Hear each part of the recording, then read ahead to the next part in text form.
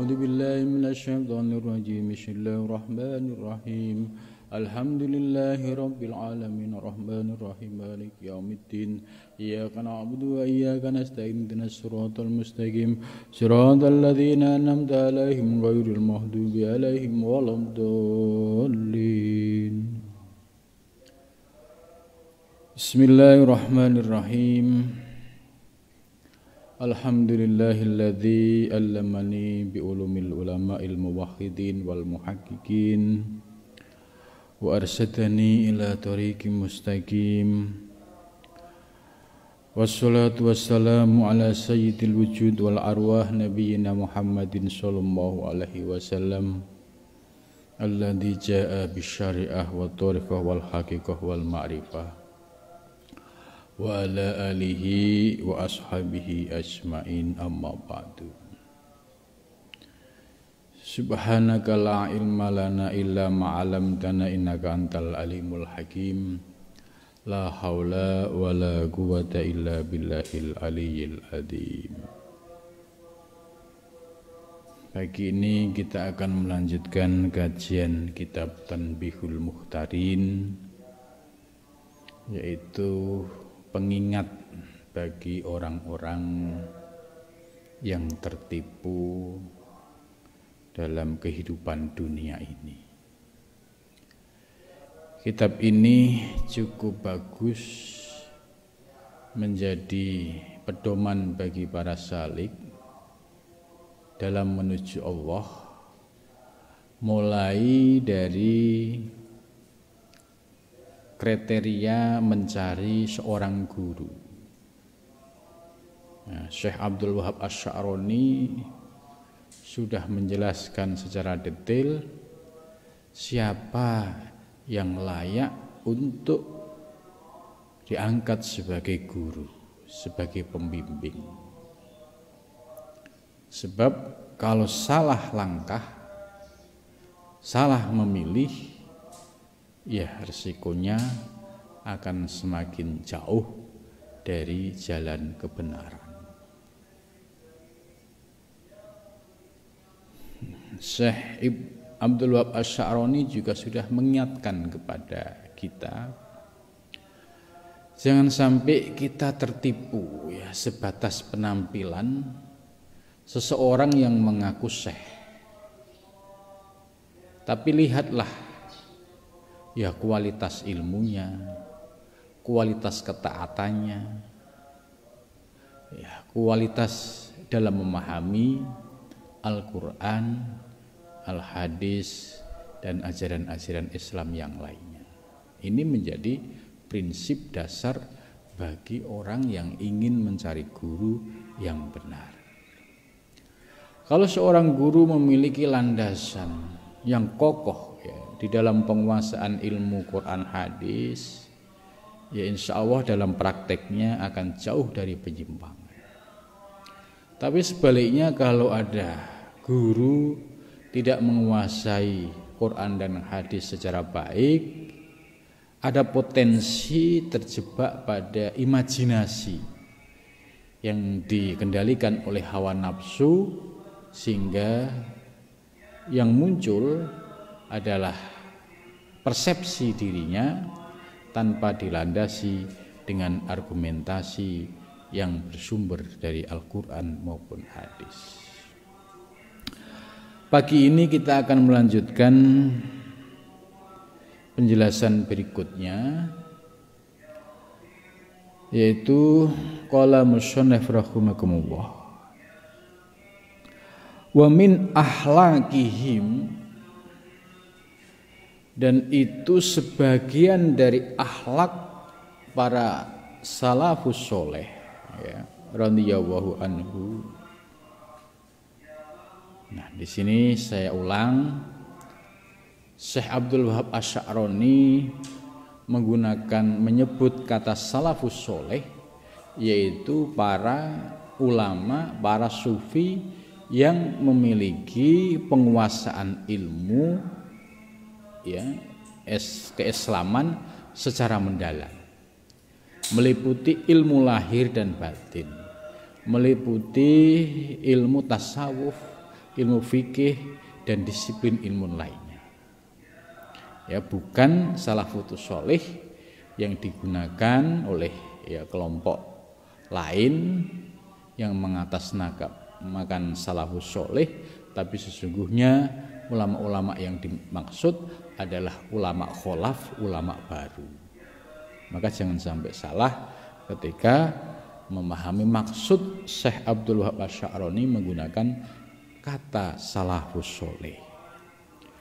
Jadi kata salafus sholih yang digunakan oleh Syekh Abdul Wahab inilah yang ori, yang asli, yang dimaksud yaitu ulama-ulama yang memiliki kedalaman ilmu dan memiliki wawasan keilmuan yang luas, yang kokoh, sehingga di dalam praktek beragamanya itu meliputi aspek lahir dan aspek batin. Termasuk dari akhlak para salafus sholih, khobar muqaddam, mubtada muakhirnya tawakkufuhum an kulli fi'lin au qaulin hatta ya'rifu mizanahu alal kitab was sunnah awil urfi.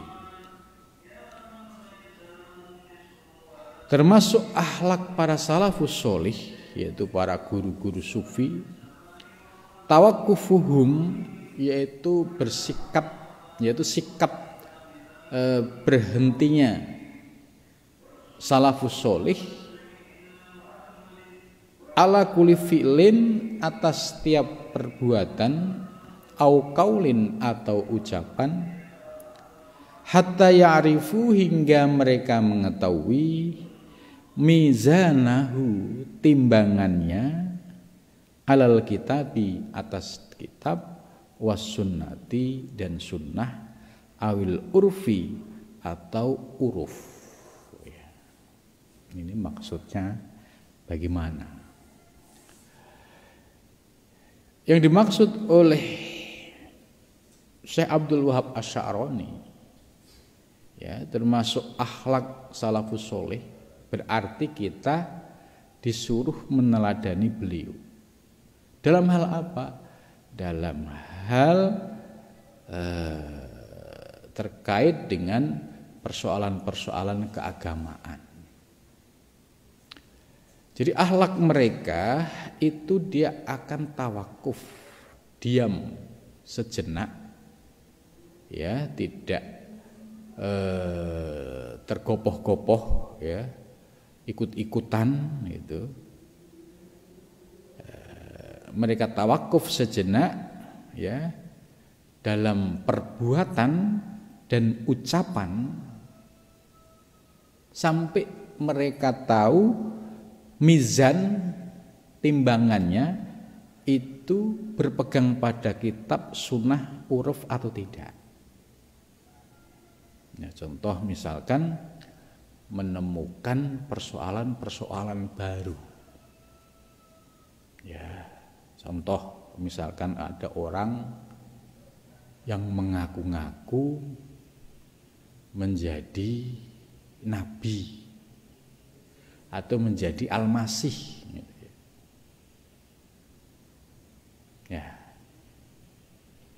sikap sebagaimana yang diajarkan oleh salafus sholih, dia tawakuf, tidak ikut-ikutan, tapi kemudian mencari landasan argumentasi.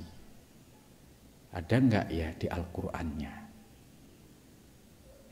Misalkan terkait di zaman sekarang ada yang ngaku menjadi nabi atau al-masih, bahkan mengaku sebagai al-mahdi. Ini dilacak dulu argumentasi ayat-ayat Al-Quran maupun Al-Hadis, ada enggak? Awil urfi, atau uruf itu kebiasaan, satu tradisi. Misalkan kalau kita orang yang bertorekoh mengikuti tradisi yang sudah dilakukan oleh para pendahulu yang tidak melanggar syariat, itu uruf yang bisa digunakan. Tadi sebagaimana saya contohkan, misalkan zaman sekarang ada orang-orang yang ngaku begini, ya. Bagaimana sikap kita?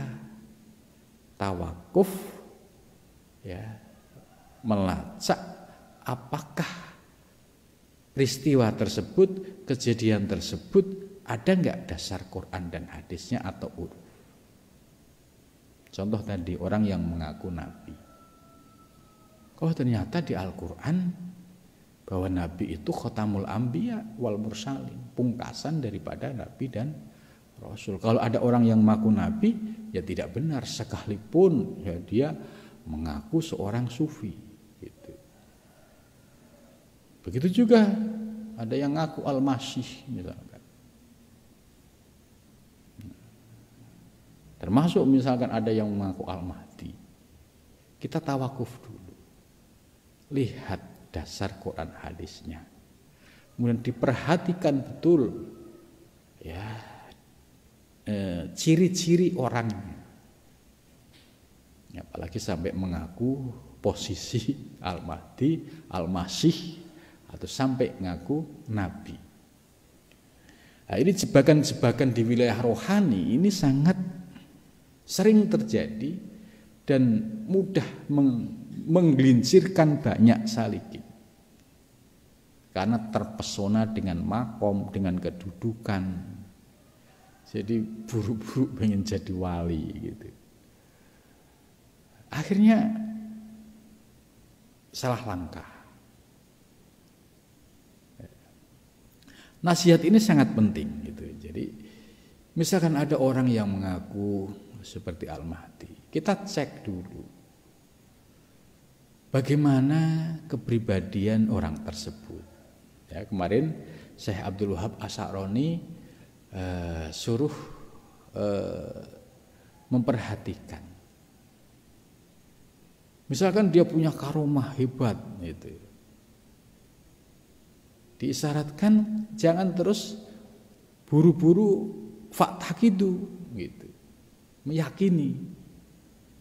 Tapi lihatlah bagaimana sikap orang tersebut ketika melaksanakan perintah-perintah Allah dan menjauhi larangannya.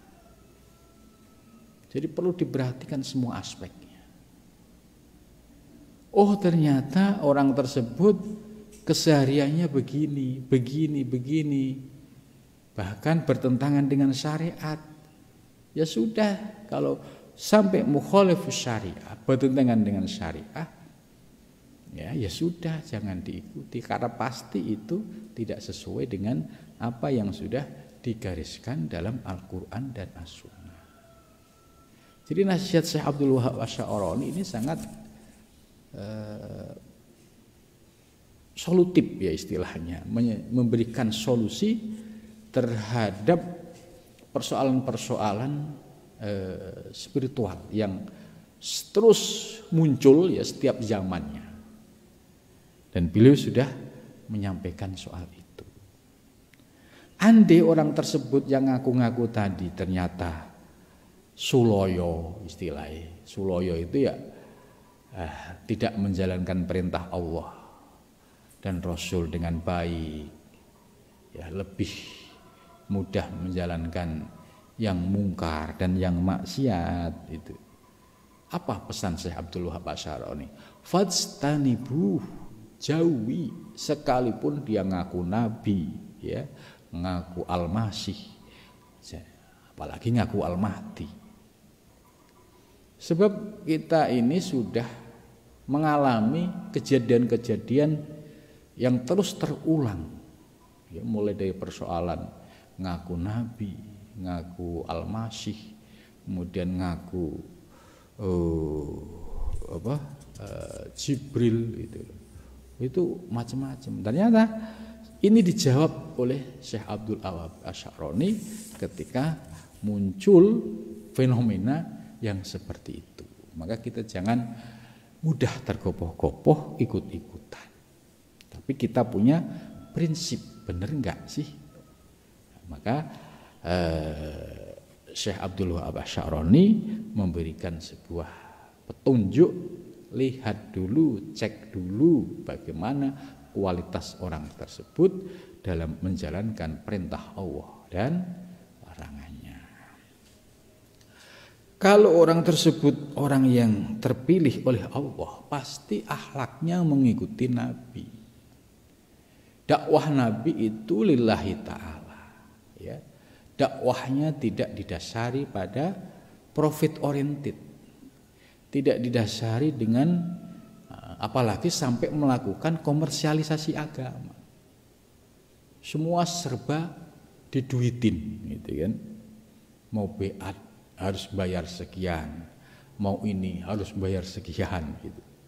Coba bayangkan kalau itu terjadi. Sementara Rasulullah SAW dan para salafus sholih itu sangat menghindari yang namanya akluddin, yaitu komersialisasi agama, memanfaatkan agama untuk memperkaya diri. Itu salafus soleh sangat menghindari ini, ya, maka ini sebagai salah satu indikator yang perlu dilihat.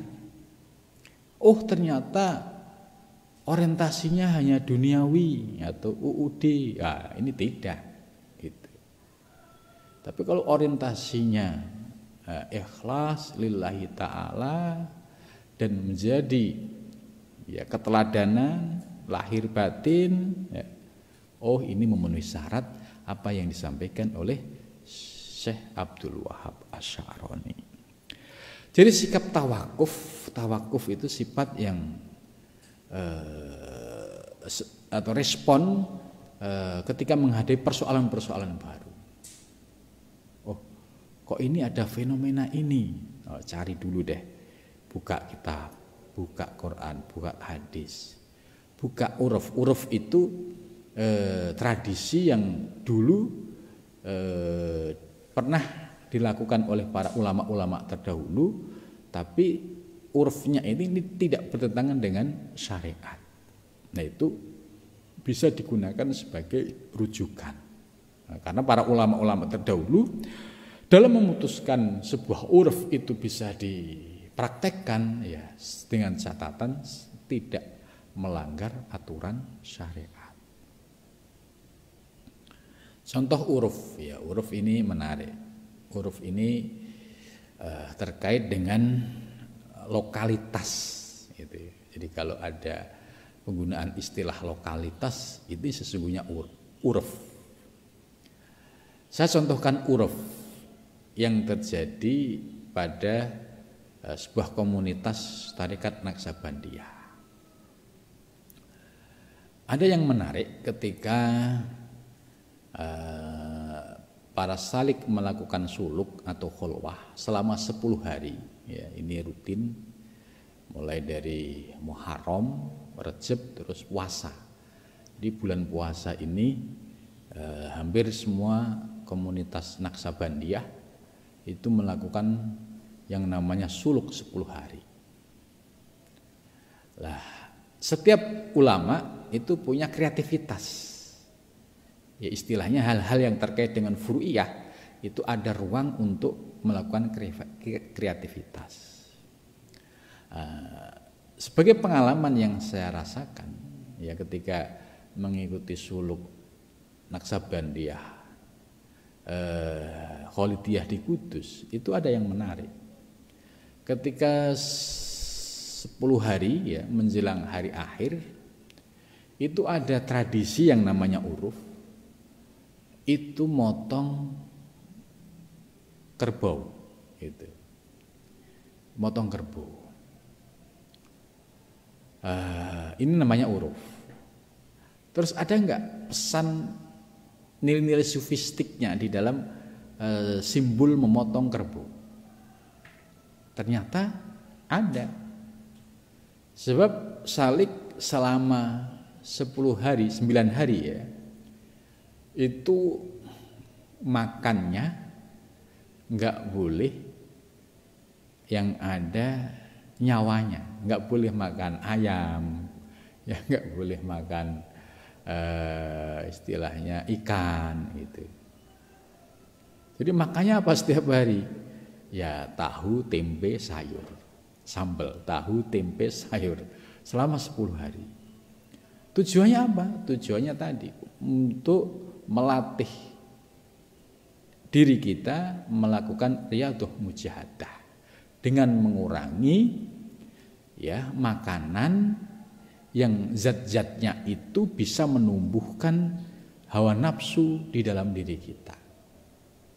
Ya, kalau makannya tuh daging, terus ya ayam, ikan, itu potensi untuk menggemukkan nafsu itu tinggi.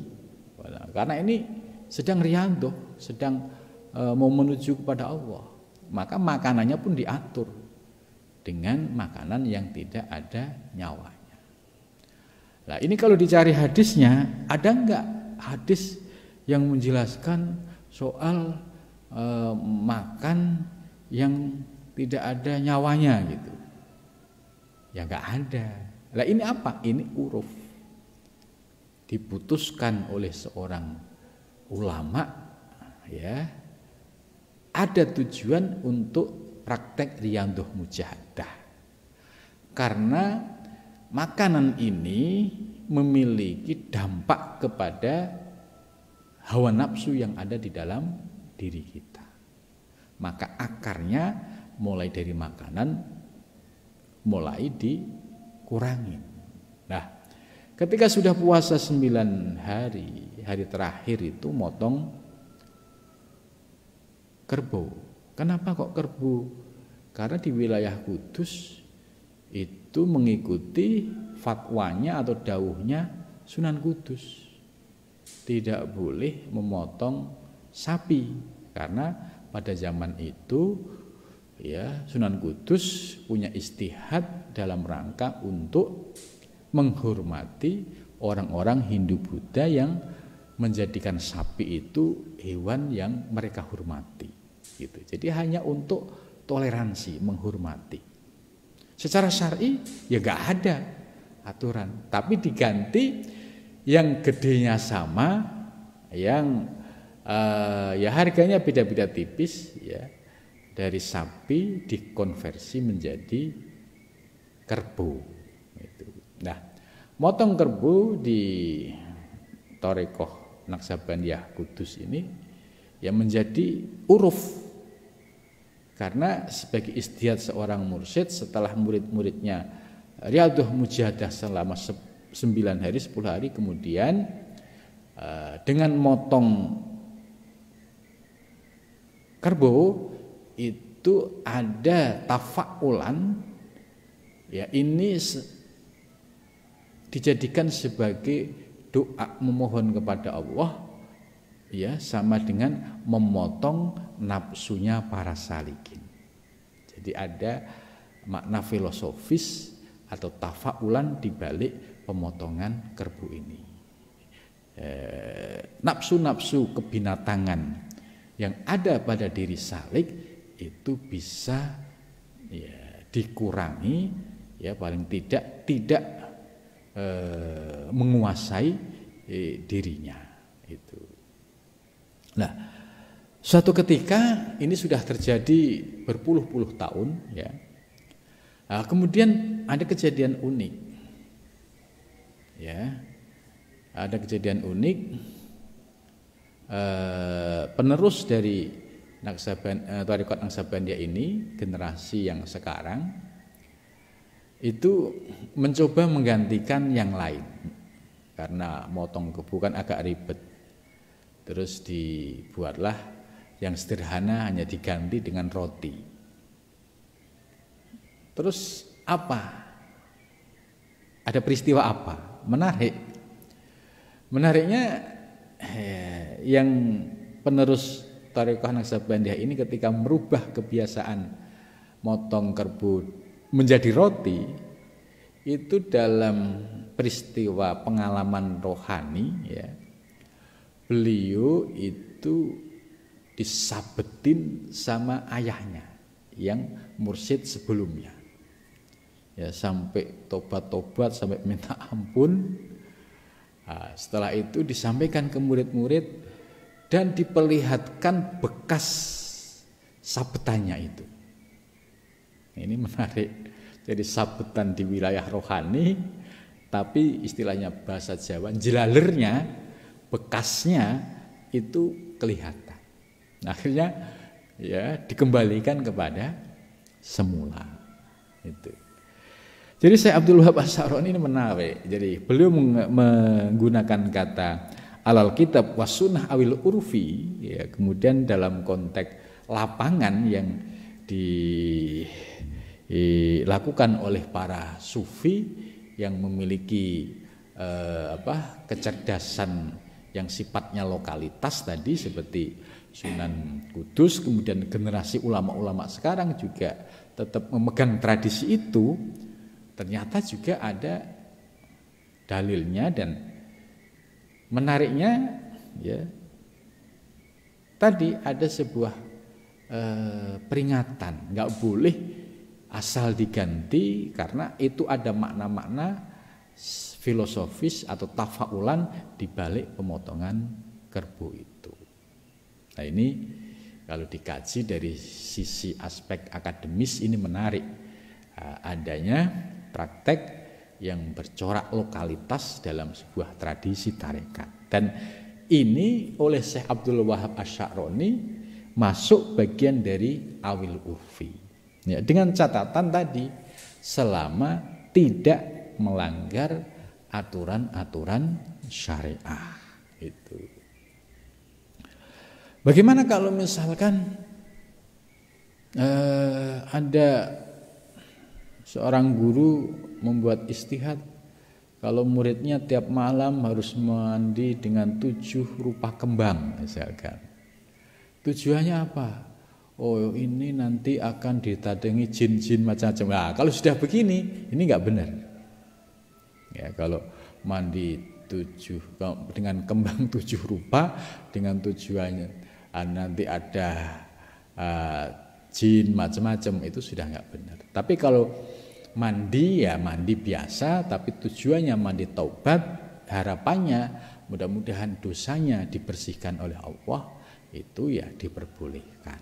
Nah, di tradisi thariqah ya, termasuk Naqsabandiyah, termasuk dulu itu Mbah Mangkli Magelang itu kalau murid-muridnya pada datang ngaji di sana itu tengah malam itu wajib mandi, padahal di pucuk gunung dan dinginnya luar biasa. Ini tujuannya adalah tadi mandi taubat, ya harapannya mudah-mudahan kotoran-kotoran batiniahnya juga dibersihkan oleh Allah Subhanahu wa taala. Ya, jadi menarik argumentasi yang disampaikan oleh Syekh Abdul Wahab Asy'aroni. Li'annahu karena sesungguhnya yang demikian tadi min jumlatis syariah termasuk dari jumlah syariah. Syariah itu yaitu aturan-aturan agama. Qala ta'ala, qala berfirman siapa Allah Ta'ala Maha Tinggi, khudil afwa wa'mur bil urfi wa'arid anil jahilin. Khudil afwa, khud ambillah, al afwa maaf. Itu. Kita diajarkan untuk menjadi pribadi yang pemaaf. Khudil afwa. Sebelum mereka minta maaf, kita terlebih dahulu memaafkan mereka. Wa'mur dan perintahlah bil urfi dengan kebaikan. Nah ini dasar uruf yang menjadi bagian dari aspek syariah. Wa'mur dan perintahlah bil urfi dengan uruf itu ya bisa bermakna yaitu tradisi lokalitas selama tidak bertentangan dengan Quran dan hadis.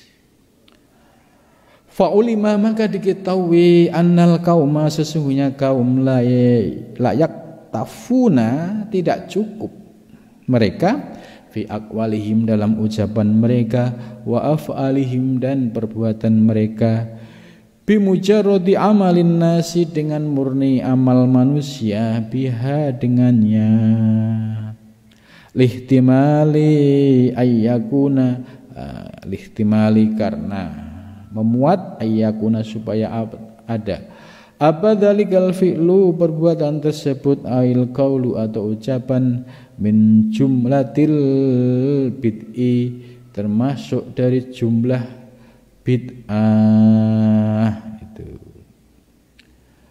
Syekh Abdul Wahab Asy'arani menambahkan, jadi fa'ulima annal kaum, jadi dapat kita ketahui bahwa kaum itu tidak cukup di dalam ucapan dan perbuatan itu hanya sebatas mengikuti apa yang dilakukan oleh manusia pada umumnya. Sebab itu ada potensi, yaitu berupa bid'ah.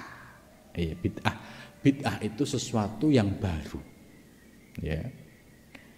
Nah, bid'ah ini kalau dalam Ahlussunnah wal Jamaah, ya ada bid'ah hasanah, ada bid'ah dholalah. Bid'ah hasanah selama baik, ya tidak ada masalah. Ya, dasarnya pun dari al-hadis. Man sanna sunnatan hasanatan falahu ajruha wa ajru man amila biha. Barang siapa membuat tradisi yang baik, maka dia mendapatkan pahala, termasuk orang-orang yang melakukannya. Jadi selama tradisi itu baik, punya maslahah, tidak bertentangan dengan syariat, nggak ada masalah, boleh-boleh saja. Ini namanya bid'ah hasanah. Kalau bid'ah dholalah, bid'ah yang membawa kepada kesesatan. Contoh, sholat maghrib 3 waktu kurang marem ditambah 1 rakaat supaya sama dengan isya, ini namanya bid'ah dholalah. Karena sesuatu yang sudah sifatnya usuli, pokok, yang sudah ada nasnya yang qat'i, kok ditambah-tambahin, ya ini ya termasuk ya bid'ah dholalah itu. Nah, di sini perlu memahami bid'ah secara benar. Jangan semua dianggap bid'ah. Kalau semua dianggap bid'ah, ruwet hidup kita. Lah kok enggak ruwet? Kalau semua yang dianggap sebagai ajaran agama itu harus persis seperti yang dilakukan oleh Nabi pada pada zaman 14 abad yang lalu, ya kehidupan zaman itu. Ya orang yang hidup pada zaman sekarang itu semua ahli bid'ah semua, ahli neraka semua. Kalau bid'ah dipahami secetek itu. Ya orang semua ustadz, ya semua pakai HP. Zaman Nabi nggak ada, ya kan? Terus dakwah semua sudah menggunakan sarana teknologi. Ustadz-ustadz yang suka mengkritik soal bid'ah ternyata pakai media, alat-alat modern. Ini. Jadi ini enggak konsisten. Kalau semua yang tidak dilakukan oleh Nabi dianggap bid'ah, ya semua kita ini ya bid'ah semua. Kalau pemahaman bid'ah secetek tadi, ya kita semua ahli neraka, masa ya itu. Nah, maka di sini yang perlu diperbaiki pemahamannya. Ya, di Ahlussunnah wal Jamaah itu lebih moderat dalam memahami bid'ah. Ya, terkait dengan persoalan muamalah kehidupan, ya itu ya monggo dilakukan sebuah tradisi-tradisi yang baik, selama tidak melanggar aturan syariat. Tapi kalau yang ubudiyah yang sifatnya itu ibadah mahdhah, ya jangan sekali-sekali ditambahin. Itu sudah jelas keluar dari aturan agama. Itu. Apalagi kalau kita lihat perjalanan haji, ini semua sudah bid'ah semua loh. Kalau orang nuntut bahwa semua ibadah kita bid'ah, ya enggak bid'ah apa? Ya pergi haji pakai onta. Gitu kan, karena dulu Nabi pakai unta. Pesawat bid'ah, Kemudian pembayarannya ya semua bid'ah, pakainya uang rupiah. Terus sampai di sana semua sudah bid'ah. Ya, pembangunan Masjidil Haram besar-besaran ya sudah menggunakan teknologi canggih modern, itu semua bid'ah gitu. Kemudian proses haji ya, salah satunya adalah melempar jumroh, itu juga bangunannya sudah modern semua gitu. Maka kalau ada orang memahami bid'ah kok secetek itu, ya artinya hidupnya ruwet gitu. Ruwet itu ya dirinya aja bid'ah dia nggak sadar gitu kan. Ya, maka kita ya bersyukur kita diajarkan oleh guru-guru kita dengan bijak bahwa bid'ah itu ada yang hasanah, ada yang dolalah. Allati la yashhadu laha kitabun wala sunnatun. Jadi yang tidak boleh itu yang tidak ada bukti rujukan kepada kitab dan sunnah. Wa fil hadis, dan juga tidak ada di dalam hadis. La takumu, tidak akan terjadi as-saatu apa kiamat, hatta tasyiro, sehingga jadi apa as-sunnatu sunnah, bid'atan sebagai bid'ah. Ini jadi kiamat itu tidak akan terjadi sebelum hal-hal yang sunnah itu menjadi bid'ah. Fa idza turikat, maka apabila ditinggalkan apa al bid'atu bid'ah, yaqulu, maka berkata siapa annasu manusia,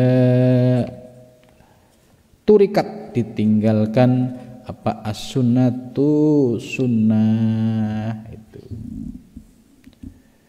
Jadi maksudnya ya kita harus tahu perbedaan secara detail. Maksudnya yang dimaksud wilayah bid'ah itu yang mana, yang hasanah itu yang mana, yang dolalah itu mana, yang sunnah itu yang mana.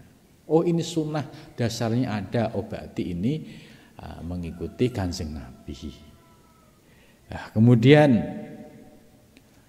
oh ini termasuk bid'ah tapi yang hasanah, baik.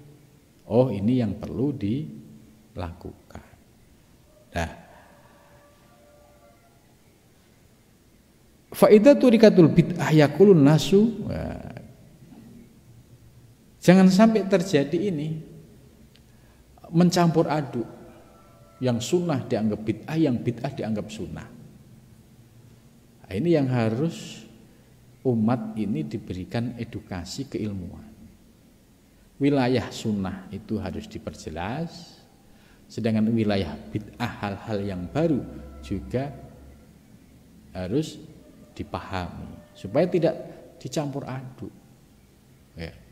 Ketika tidak melakukan yang bid'ah dianggap meninggalkan sunnah. Nah, ini yang dikhawatirkan ketika turikatul bid'ah, tidak melakukan bid'ah, yaqulun nas, maka orang akan menganggap ya sunnah ditinggalkan.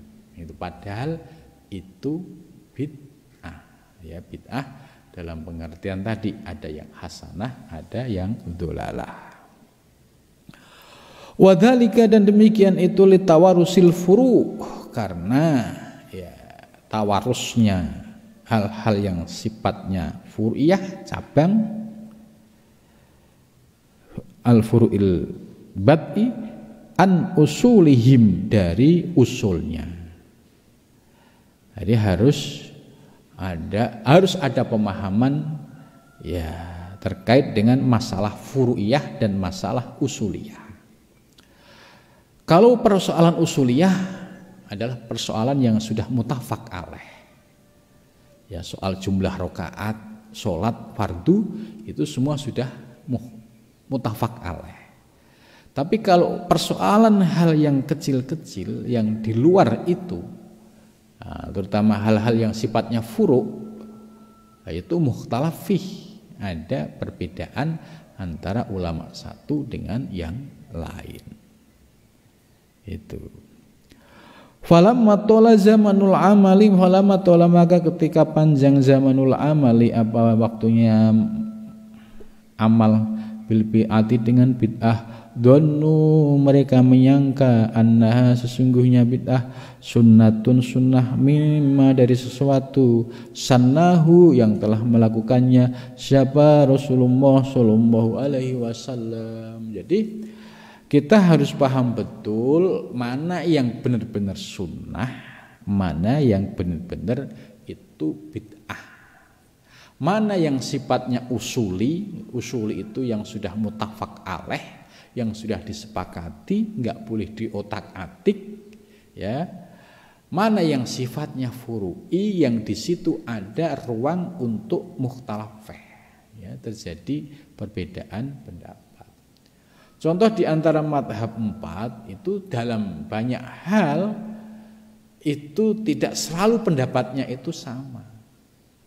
Syafi'i begini, Hanafi begini, Maliki begini. Itu kadang 3 madhab ini sama, yang satu beda, kadang 2 sama, 2 beda. Terus itu terjadi di dalam persoalan-persoalan furu'iyah. Itu. Tapi kalau persoalan usuliyah semua muttafaq alaih, enggak ada perbedaan. Nah, karena itu ya umat harus diberikan edukasi tadi. Ini yang bid'ah, ini yang sunnah, ya. Contoh misalkan, ya seringkali kita melaksanakan Maulid Nabi, Isra Mi'raj, ya. Ya ini kan sesungguhnya bid'ah, ya. Tapi kita semua sudah tahu bahwa ini sesuatu yang disebut tradisi atau yang disebut dengan bid'ah, tapi bid'ahnya masuk bid'ah hasanah karena dengan Maulid Nabi kita bisa mendapatkan manfaat, yaitu kisah-kisah tentang kelahiran Nabi, perjuangan Nabi, terus sampai dengan riyadhah mu'jadahnya Nabi. Nah, sehingga kita sebagai generasi yang sekarang itu mendapatkan tambahan ilmu. Oh iya, ternyata Nabi itu seorang manusia yang mulia, yang bisa dijadikan keteladanan. Nah, itu namanya bid'ah hasanah. Nah, sekalipun ada kelompok lain, ya ini dianggap ya bid'ah dan masuk neraka. Bagaimana mungkin orang mengadakan Maulid Nabi untuk menghormati nabinya yang dicintai, ya kemudian setelah Maulid Nabi muncul mahabbah, kecintaan karena mendapatkan urian-urian ilmu, kok terus dianggap ahli neraka. Ya, saya kira itu sudah tidak tepat gitu. Begitu juga ada perayaan Isra Mi'raj. Ya. Jadi di sini ya, kita tidak termasuk kelompok yang serampangan tadi. Ya, pokok semua dianggap bid'ah, padahal dirinya bid'ah sendiri tidak sadar gitu. Ya. Wa minal qaumi, dan dari kaum ta'ifatun. Nah, maksudnya yang tidak diperbolehkan, misalkan Maulid Nabi, oh ini sunnah Nabi, ya itu enggak boleh. Ya, Maulid Nabi itu ya sesuatu yang baru, tapi punya nilai manfaat. Isra Mi'raj itu sesuatu yang baru, ini bukan sunnah karena Nabi tidak melaksanakan, tapi ini punya manfaat untuk menambah kecintaan kepada Nabi. Gitu. Nuzul Quran misalnya, peringatan nuzul Quran zaman Nabi nggak ada, tapi kita sebagai umat Islam karena ini peristiwa besar, supaya kita bisa mengambil hikmah, diadakan peristiwa Isra Mi'raj, mengundang penceramah supaya penceramah mengurai soal hal-hal terkait dengan nuzul Quran, sehingga kita tambah ilmu, tambah mencintai Al-Quran. Itulah ini disampaikan ini bukan sunnah, tapi ini ya sebuah urf, kebiasaan, tapi memiliki nilai maslahah. Lah yang tidak dibolehkan adalah hal-hal yang sifat urf tadi dianggap sunnah. Ini yang tidak boleh. Wa minal qaumi ta'ifatun idalam yajidu lidzalikal amal dalilan min sunnati Rasulillah sallallahu alaihi wasallam as-sabitah fi kutubis syariah. Dan termasuk bagian dari kaum umat ya, ada kelompok mereka yang tidak menemukan dalil dari amal tersebut dari sunnah Rasulullah sallallahu alaihi wasallam yang merujuk pada kitab syariat itu. Yatawajjahuna bi qulubihim ila Rasulillah sallallahu alaihi wasallam. Nah, ini menarik. Ada solusi. Ya, ketika sesuatu yang tidak ditemukan dalil dari Rasulullah yang bersumber dari kitab syariah, itu ada solusi. Yatawajjahuna bi qulubihim ila Rasulillah, yaitu hatinya bermuwajahah ya, seolah-olah di hadapan Rasul, kemudian ya biqulubihim ila Rasulillah fa idza khadur baina yadayhi sa'aluhu andalika. Jadi seolah-olah di hadapan Rasul kemudian menyampaikan kepadanya wa amilu bima qalahu lahum, dan lakukan sebagaimana yang disampaikan kepada mereka. Lakin mislu dzalika khossun bi akabiri rijal. Nah, akan tetapi pendekatan yang tadi itu hanya bisa dilakukan oleh orang-orang yang khusus. Nah, maksudnya begini, contoh yang sering kali kita dengar. Syekh Maliki itu ya sering berziarah di makam Rasul. Dan orang-orang yang sudah dekat dengan Allah atau yang levelnya aulia ya, itu bisa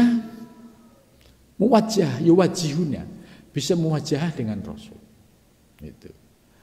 Nah, tapi metode ini hanya khusus bisa dilakukan oleh min akabirir rijal, yaitu dari orang-orang khusus atau ulama-ulama khusus yang memiliki istilahnya kekuatan spiritual atau ya masuk pada kriteria kekasih-kekasih Allah. Itu ada metode ini ketika mengalami sebuah persoalan ya, baru ada persoalan baru, itu bisa ditanyakan. Jadi komunikasi dengan Rasulullah. Tapi ini tidak untuk orang awam ya, maka beliau menyampaikan bi akabiri rijal. Jangan sampai kita orang awam ikut-ikutan, nggak ngerti metodenya, nggak ngerti kualitas batinnya, ngikut-ngikut, ya nggak bakalan ketemu-ketemu. Ya, akhirnya yang muncul ya kunang-kunang itu imajinasi. Tapi kalau orang yang sudah memiliki kekuatan spiritual, ya dia masuk level waliullah, ya metode atau pendekatan yuwajjihuna biqulubihim ila Rasulillah. Jadi menghadapkan hatinya kepada Rasulullah ya, itu bisa dilakukan, dan itu sering dilakukan oleh para ulama-ulama salafus soleh. Jadi bisa bermuwajahah. Tapi kalangan ulama-ulama yang masuk kategori dikit-dikit bid'ah nggak percaya metode ini. Bagi para sufi termasuk Syekh Abdul Asy'arani ya, membenarkan metode ini nyata, dan para ulama salafus soleh itu mampu melakukan metode ini.